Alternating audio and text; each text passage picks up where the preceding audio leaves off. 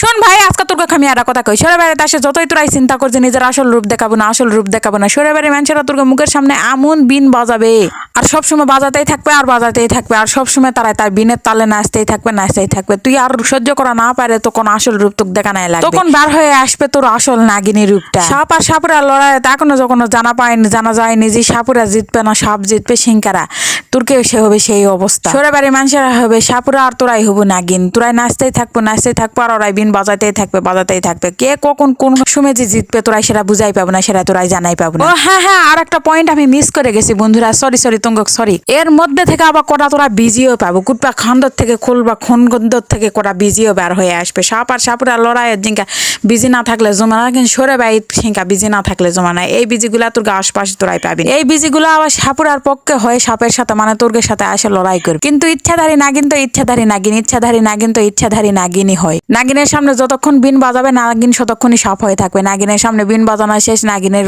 আসল রূপ বার হওয়া শেষ।